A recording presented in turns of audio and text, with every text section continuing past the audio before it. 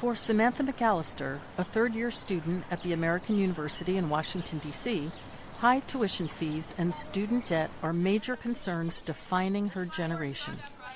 The cost of universities has gotten very difficult for students, even on the community college and state college level. And certainly private universities like the one I attend, it's getting pretty crazy, and we're not even one of the most expensive schools in the country. Soncia Coleman of the advocate group Young Invincibles agrees. I think higher education and student debt is a big issue, and it's impacting young adults, their ability to either attend school, and on the older end of millennials, their ability to buy homes and their decisions whether or not to have children. It's really impacting their lives and their economic opportunities, so that's a big issue.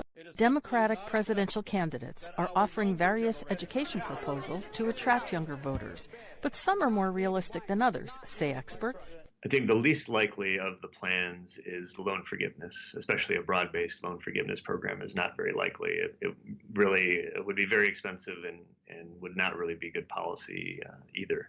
So I think that's the least likely policy. Free college, some version of free college is very likely to occur, probably one of the less expensive versions, either free community college or debt-free college.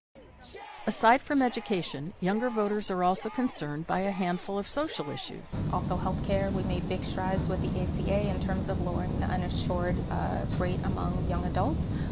But I think there's a moral imperative there from some of the young people we talk to. They really want to see universal coverage, but they also, it's an economic opportunity issue for young adults, some of whom, because of just stagnating wages and things like that.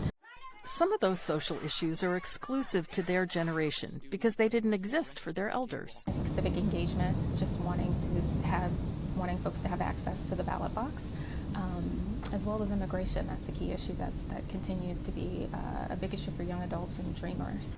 Harvard University's Institute of Politics released a youth poll in the spring that showed elder statesmen Joe Biden and Bernie Sanders had the most support among young voters. But since then, Senator Elizabeth Warren of Massachusetts and South Bend, Indiana Mayor Pete Buttigieg have risen in popularity. While there might be more young voters than older voters in 2020, traditionally the younger voters do not turn out in full force on Election Day. But that's slowly changing, and presidential contenders are having to adjust their campaign proposals to attract the youth vote. Kathleen Struck for Sahar Majid, VOA News, Washington.